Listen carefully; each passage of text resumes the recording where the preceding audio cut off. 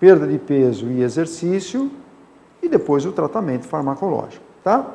Então, que é mais adequado, assim, que é mais fácil, que está na mão do próprio paciente, sem dúvida nenhuma, é a mudança do estilo de vida, tá? Então, perda de peso, diminuição de pelo menos de 5 a 10% do peso. Ele tem 100 quilos, se ele perder 10 quilos, ele já está ajudando em muito o tratamento do diabetes, tá? Dieta balanceada, 50% de carboidrato, 30% de gordura, 20% de proteína, isso a própria nutricionista pode ajudar a fazer isso. Índice glicêmico dos alimentos, ele começar a aprender o que é o índice glicêmico dos alimentos. Controlar. Então, o que é índice glicêmico dos alimentos? Então, se você pegar o pão preto e o pão branco, os dois podem ter a mesma quantidade calórica, só que, por exemplo, o pão branco sobe muito mais a glicemia do que o pão preto. Entendeu? Então, quando você tem essa tabelinha e aprende, vê lá os alimentos que você come, entre eles, da mesma característica, o que tem o menor índice glicêmico, você vai usar o que tem menor índice glicêmico. Então, isso é muito importante no controle da perda de peso e do próprio diabetes. Legumes, verduras, frutas, isso está envolvido. Agora, é lógico, tem que ter, né? Não pode. Caqui, manga, abacate, açaí, uva, melancia, são extremamente calóricos e ricos em glicemia, que vão aumentar a glicemia, tá? Se a pessoa comer uma colher de sobremesa rasa de abacate, por exemplo, é a gordura do bem. Agora, se ele comer meio abacate com um copo de leite e creme de leite batido no liquidificador, aí ele já perdeu o benefício da fruta, tá? Então precisa tomar cuidado com isso, com as farinhas, farinha de trigo, farinha de rosca, farinha de mandioca. Então pão, macarrão, bolacha, biscoito, torta, pizza, polenta, empada, pastel, risole, coxinha, tudo isso vai aumentar a glicemia. Batata, beterraba, mandioca, mandioquinha, cará, inhame, tudo isso aumenta, né? Agora eu só estou comendo mandioca. Mandioca vai subir a glicemia. Tapioca vai subir a glicemia. Tá? Apesar de ter uma onda aí da tapioca, mas ela vai subir porque é farinha do mesmo jeito. Tá? Reserva com bebidas alcoólicas, que elas são calóricas e aumentam o triglicérides. Normalmente o que é liberado pelas sociedades brasileira de diabetes, de hipertensão arterial, enfim, é que o tolerado é um copo da bebida. Então é um cálice de vinho, uma garrafa de cerveja, uma latinha de cerveja, um cálice de uísque, uma dose de uísque, entendeu? Um cálicezinho de pinga, de aguardente. O que o indivíduo não pode é tomar 5 copos, taça de vinho. Porque o paciente falou assim para mim, a mulher veio brigando, não, ele bebe muito, não bebe, ele falou assim, não, eu só bebo vinho por recomendação médica. O senhor mesmo falou que eu posso tomar uma taça de vinho por dia. Passei no ortopedista, perguntei para ele, disse que eu posso tomar uma taça por dia. E também o dermatologista convenceu, então eu tomo 3 por dia por recomendação médica. Eu falei, não, mas que só vale uma. Mas eu, não, mas, entendeu? Eu estou tomando por recomendação médica. Então é aquele que chega e diz, olha, eu não estou bebendo mais. Ah, parabéns. Não, nem mais nem menos. É igual. Eu tive um paciente também, bebia muita cerveja, gradados por semana de cerveja e tal. Aí você fala, né, daquele sermão, fala tudo, aí ele sumiu. Voltou depois de uns 8 meses, voltou, sumir, aí fui fazer alguns cursos. E não estou comprando mais cerveja, só lembro que eu comprava 5, 6 engradados por semana. Não estou comprando mais. Eu falei, puxa, parabéns, né, para você. Eu falei assim, não, agora estou fazendo em casa. Aprendi, então faço mais ou menos 500, 600 garrafas. Para mim e para os amigos, né? Muito melhor, muito mais econômico e tal. Ou então a outra que falou assim, ah, meu marido não para em emprego nenhum porque ele bebe muito, ele bebe demais, então é mandado fora do emprego, não para. E eu talvez, seu marido, de novo, né? Estou saindo do emprego, está desempregado. Aí passou um tempo, eu falei, e seu marido? Nossa, que coisa, olha, endireitou a cabeça, sabe? Eu acho que depois de uma idade a pessoa começa a entender melhor, agora ele assumiu aí um serviço, todo dia sai cedinho de manhã, volta às 10, 11 horas da noite, enquanto não deixa tudo arrumadinho, ele não volta. Eu falei, puxa, que bom, né? Que é esse trabalho? Ele comprou um barzinho, doutor. Agora ele, olha, mas é uma dedicação. Quer dizer, a fome foi em direção à vontade de comer. E os adoçantes, tá? Adoçante é a gosto. Tem indivíduo que gosta, tem indivíduo que não gosta, então fica a gosto do freguês. Exercício físico. Normalmente os exercícios são de baixa intensidade e média duração, não pode demorar muito tempo, normalmente caminhada de 1 hora, meia hora, 1 hora, é importante. E essas caminhadas, eu vou falar aqui, é lógico, tem sempre que ter uma avaliação cardiológica prévia, mas assim, as caminhadas adequadas são aquelas caminhadas em que o indivíduo pode caminhar e conversar ao mesmo tempo. Agora, quando ele começa a caminhar e começa a intercortar a palavra, é sinal de que ele já passou a sua capacidade física. Então ele fica, ontem porque eu li o jornal e aí eu vi, entendeu? Ele tem que conversar naturalmente. Enquanto ele está conversando naturalmente, ele está dentro da sua frequência cardíaca de treino. De uma maneira geral, ele está se beneficiando do exercício. Passou disso, o exercício já pode ser mais, não trazer tanto benefício. Os exercícios localizados e alongamento pré e pós-exercícios, e os alongamentos são importantes. O exercício localizado tem que usar por causa do trofismo muscular, porque por conta da neuropatia diabética o indivíduo pode perder a força muscular, então é importante que ele faça um pouco de musculação.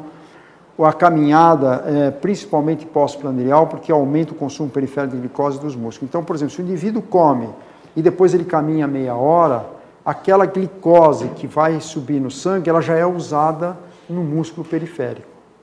E ela já é consumida. Então, isso diminui a glicemia, diminui o trabalho do pâncreas, preserva mais a atividade pancreática e aí ele está se beneficiando. Então, caminhada, depois do almoço, depois da janta, se possível, meia hora é importante, tá? Porque ela ajuda a baixar o nível de glicemia e diminui a glicotoxicidade. Se possível, pelo menos 3 vezes por semana. Sempre passar por uma avaliação cardiológica prévia, ter um teste ergométrico, um ecocardiograma, um Holter de 24 horas. O Holter é um aparelho que a gente coloca no paciente para que estude a arritmia, se ele tem arritmia, principalmente a neuropatia autonômica diabética cardiovascular. É importante. Avaliação do próprio oftalmologista, porque algumas lesões oculares pioram com o exercício intenso, pode piorar, podem desencadear mais agressão. A parte ortopédica é importante, como é que está o apoio do pé dele, se não tem artropatia, né? Se ele tem uma sensibilidade boa, senão ele vai caminhar aí 1 hora e pouco, faz ferida no pé, não percebe, essa ferida pode sangrar, infectar. Então é importante ter uma avaliação médica ou cardiológica específica para coração antes do início dos exercícios. E adequar a ingesta calórica versus exercício. Às vezes, o paciente diabético vai ficar andando muito em jejum, ou comeu pouco e andou demais, ele pode fazer hipoglicemia. Como diabético tipo 1, se tomar insulina e aplicar insulina e fizer muito exercício, ele vai ter uma queda da glicemia e vai fazer hipoglicemia. Então, tem que adequar a dose da insulina com a dose do exercício, com alimentação prévia e pós-exercício, tá? Em relação ao medicamento, vou falar rapidinho, porque não é o tema da aula. O diabetes, em relação ao diabético, você vai usar os antidiabéticos orais, que está cheio de comprimido, de marca de medicamento que auxiliam no tratamento de diabetes, e a insulina. E na hipertensão arterial, que é importante tratar também, os antihipertensivos, cuidado com beta-bloqueadores e diuréticos, que eles aumentam a glicemia, podem aumentar a glicemia. E as dislipidemias, o colesterol, triglicérides também tem que ser tratado, porque são fatores que pioram o processo aterosclerótico. Pronto, dúvidas. E depois eu tenho mais um pouquinho de aula. Vamos lá. Muita informação, dúvida, como é que é? Dica, pode falar.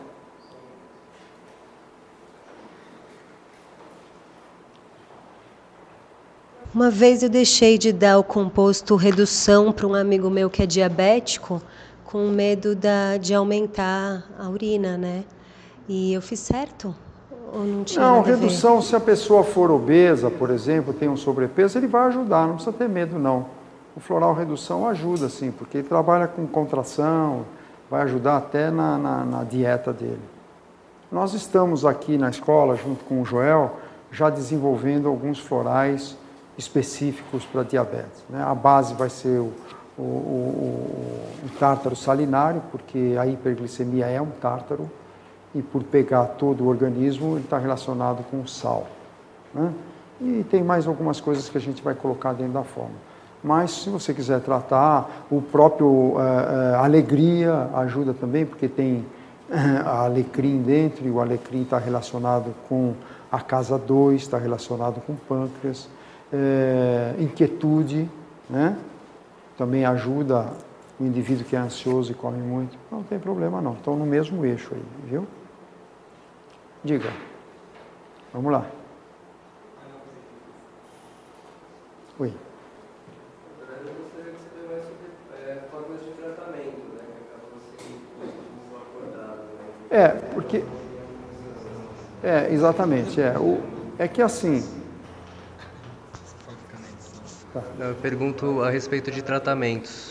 O tratamento assim, como o tratamento médico é uma coisa específica do seu médico que vai estudar qual é a melhor fórmula, porque você tem medicamentos que protegem o pâncreas, você tem medicamentos que aumentam a secreção de insulina, tem medicamentos que aumentam a excreção de glicose, isso vai depender de cada caso. Por isso que não adianta eu especificar aqui, porque é uma aula mais de informação ao público do que tratamento médico com medicamento específico, entendeu?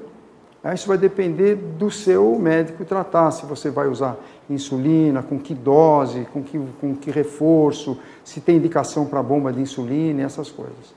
Então eu não me detive muito nisso, justamente porque a aula é para um conhecimento geral e que dê mais para que o paciente, o próprio ouvinte, consiga orientar o que está na mão dele, que é a dieta e o exercício. Tratamentos clássicos, né? Eu diria, pergunto se tem questões, outros tipos de forma de tratar, né? Que não se limite à ingestão de medicamento ou tomar insulina, né? Ou indicações mais gerais.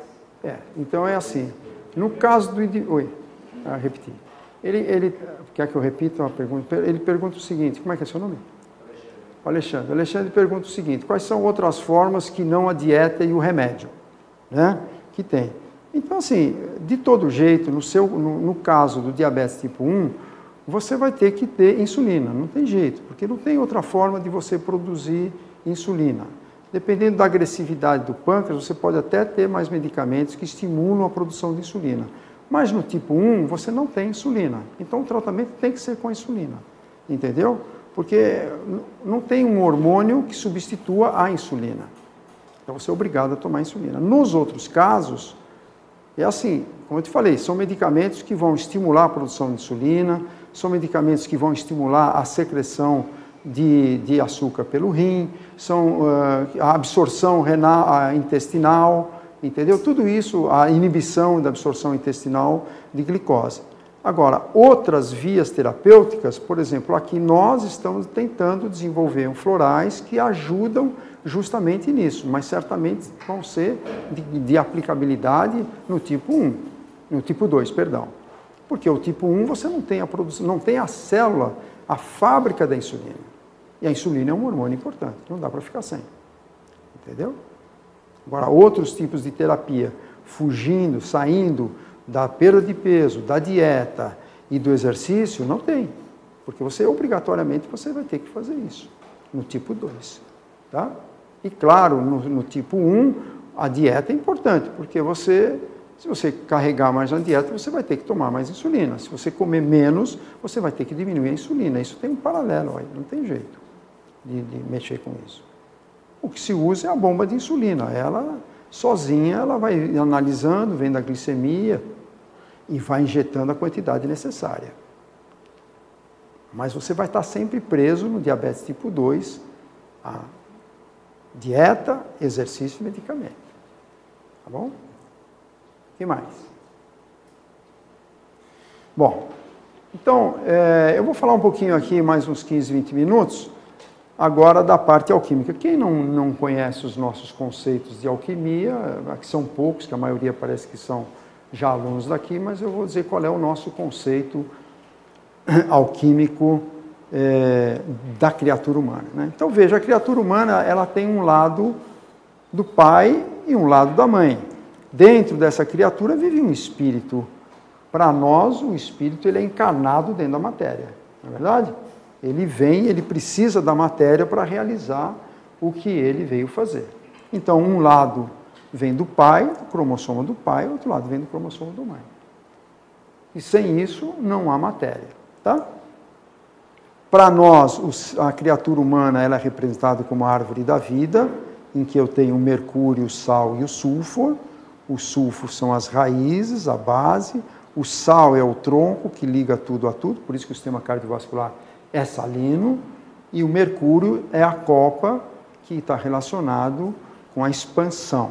Né? Aqui eu tenho contração, aqui eu tenho expansão e aqui eu tenho a união. Então eu tenho Pai, o Filho, o Espírito Santo, né? As três substâncias.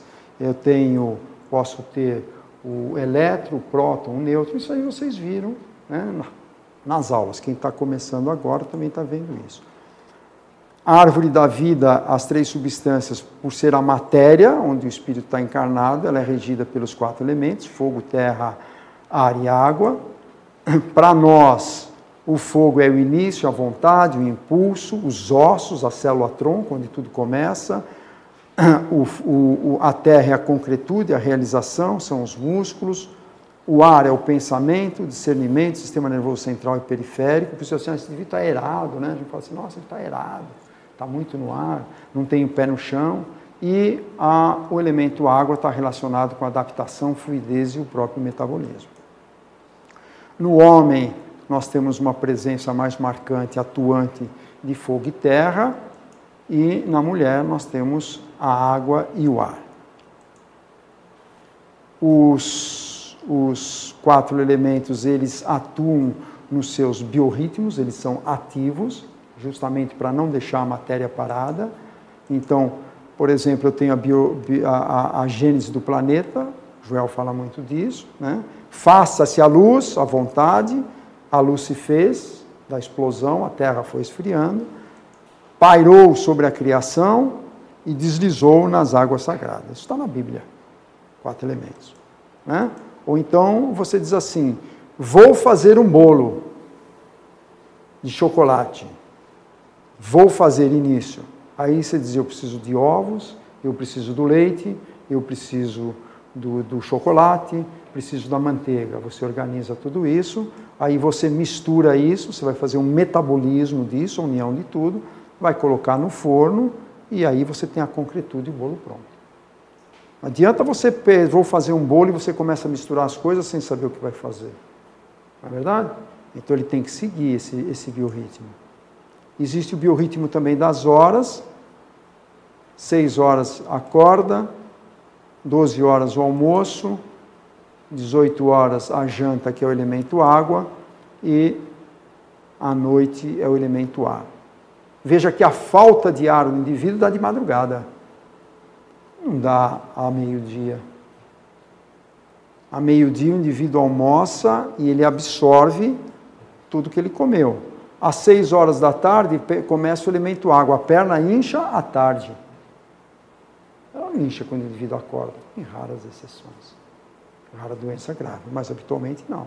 Aqui você tem, onde impera o elemento fogo, onde você tem maior número de brigas, de acidentes, de infartos, de crises, é sempre no horário das 6 horas da manhã, das 6 ao meio-dia. Tá? Então existe um biorritmo, esses elementos coordenando também a nossa vida. E no comportamento também é interessante.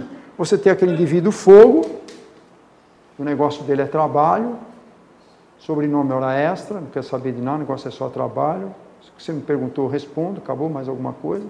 Você vai comprar, você fala assim, ó, você tem um alicate aí? E pronto, aqui. Mas eu queria um de ponta, aqui. Mais alguma coisa? Ele é extremamente realista. Né? É o que precisa ser feito, ele faz. Já no elemento terra, que é a concretude, é a realidade, ele gosta de especificar. Mas quantos desses tem? Que cor que tem? Que tamanho? Sempre vende assim, qual é o preço? Você encontra pessoas assim?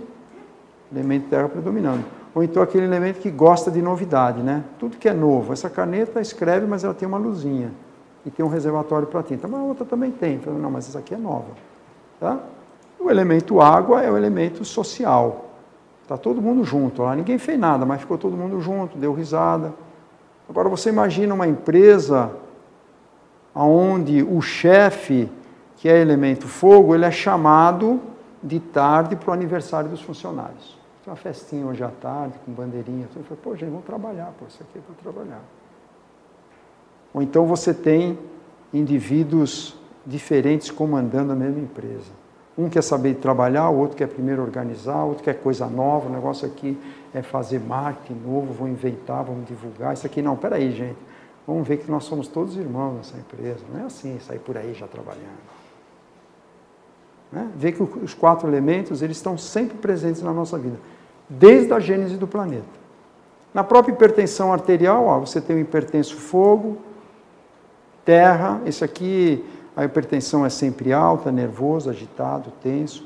Esse aqui já é calmo, no sentido assim que ele é conformado. Você fala assim, a sua pressão está 22 por 14. Eu falei, é isso mesmo, sempre foi assim.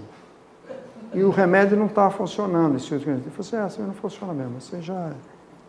Né?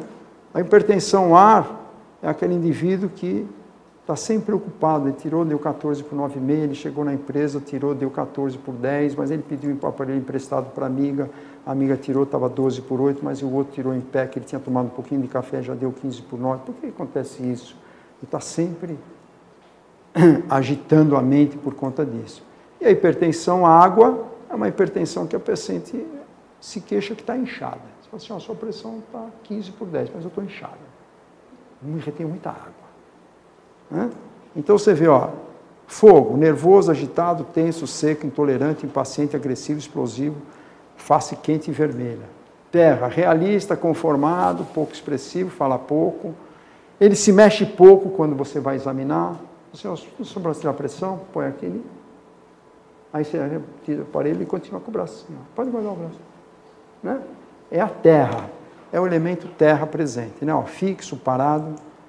Olha isso aqui, ó, fala muito, pensa demais, questiona demais, muito preocupada, verborreica, prolixa, agitada, desesperada. Mulher fala 24 mil palavras por dia, viu? Homem fala só 12 mil. Por isso que quando ele chega em casa, ele já falou tudo que tinha que falar, ela ainda tem 12 mil para falar. Por quê? Porque a mulher tem o elemento ar. E essa daqui é emotiva, a habilidade emocional, é social, companheira, gosta de estar junto. Ela não toma remédio da pressão, mas ela dá para a irmã, para a mãe, mas ela mesma não toma. Tá certo? Então, os 4 elementos sempre presentes. Aqui é para falar um pouquinho de como o espírito chega até esse corpo, né? Ele passa pelo cinturão zodiacal, já vai marcando as suas casas, as suas experiências.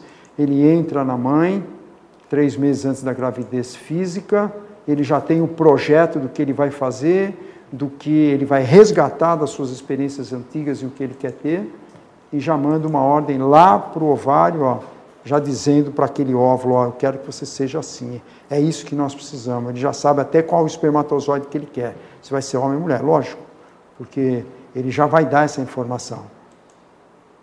E aqui ele vai passando pelas casas. Na casa 1 ele tem que ser um guerreiro, que é a casa do guerreiro. Veja que para ele saltar esse óvulo, para saltar do ovário para dentro da trompa, não existe nada ali, ele tem que pular mesmo. Se ele se acovardar, ele não sai do ovário, ele fica lá. Na casa 2 é a casa dos bens materiais, de aquisição da matéria. Ele adquire o quê? O gene do pai, o cromossomo do pai, a aquisição de material.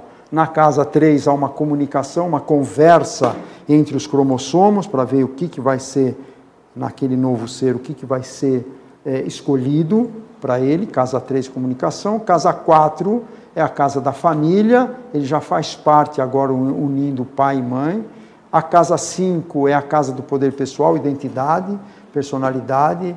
Ele é um novo ser, não é nem o pai, não é nem a mãe, é um novo ser com capacidade dele, poder pessoal, identidade.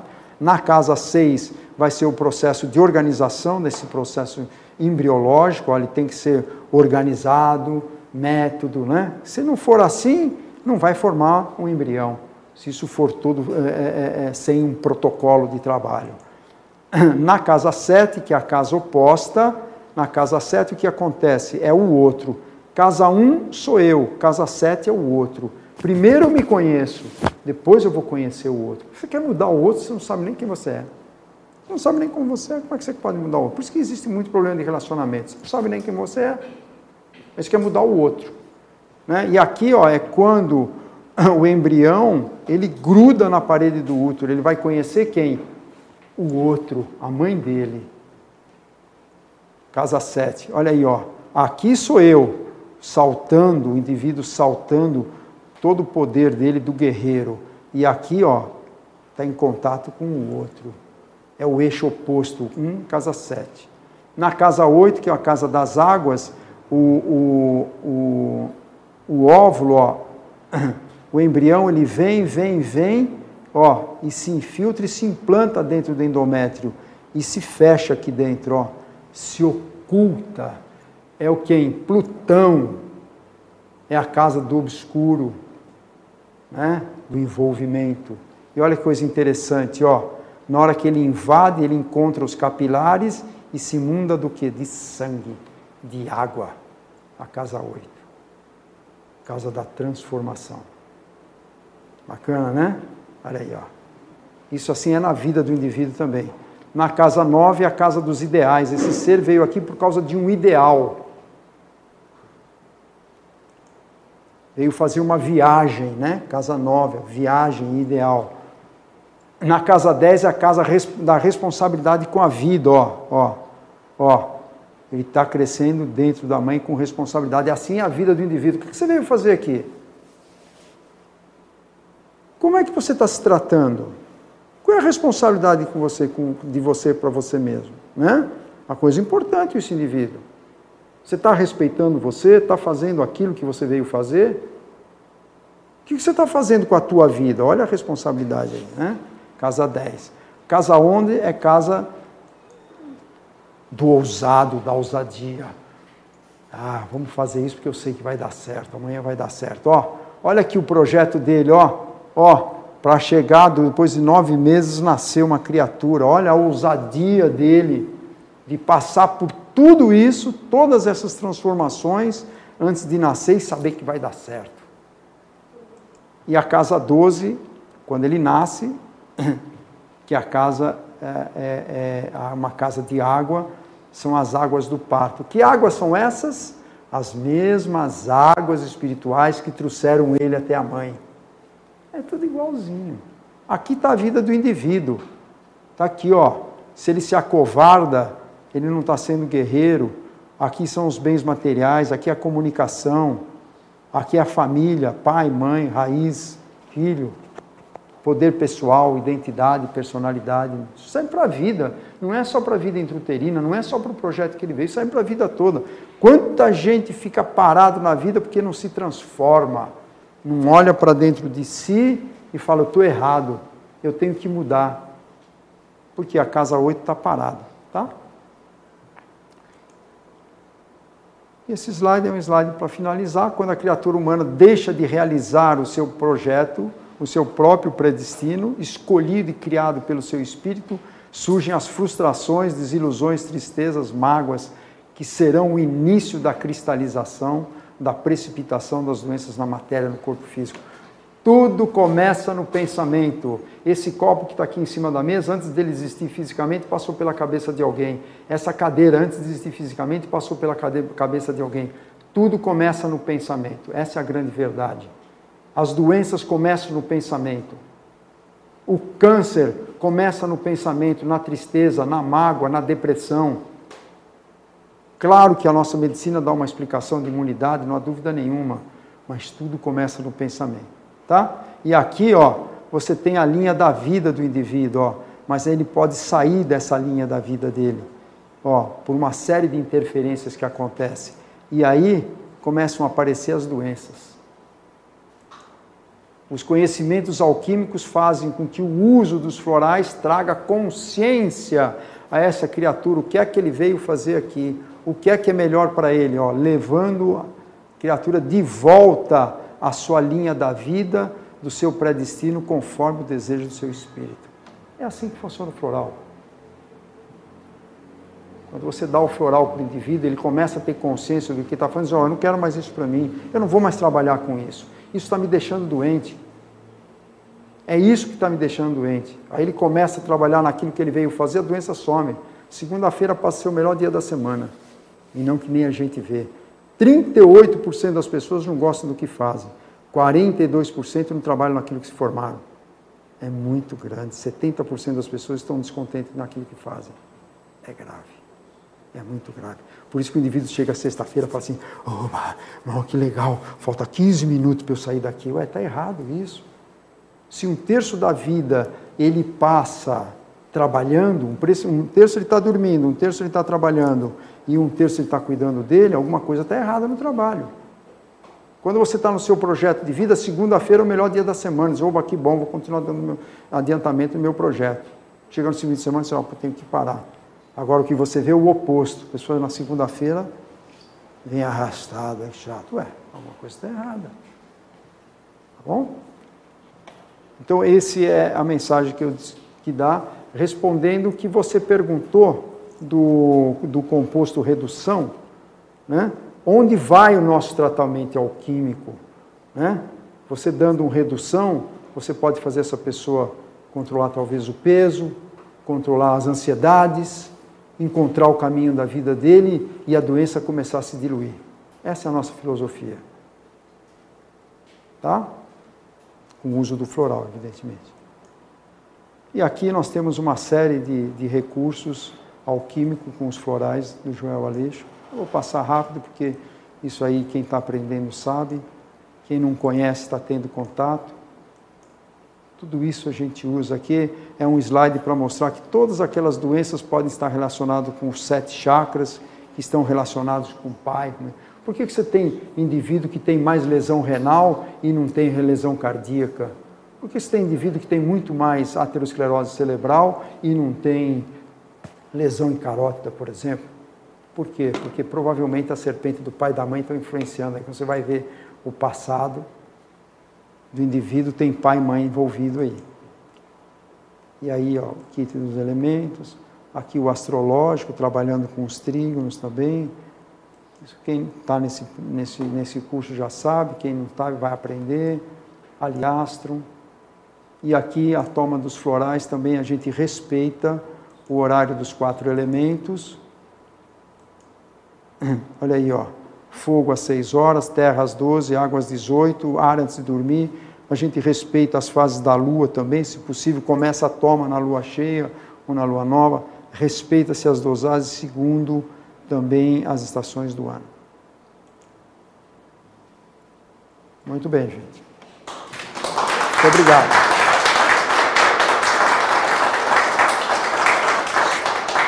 Espero que vocês tenham aproveitado e que façam a sua glicemia, porque aqui na feira, aqui na Semana da Saúde, está à disposição aí as dosagens de glicemia e que esses conceitos que a gente viu sirvam para que vocês orientem também a vida de vocês em relação ao diabetes, tá bom? Muito obrigado, gente, até a próxima.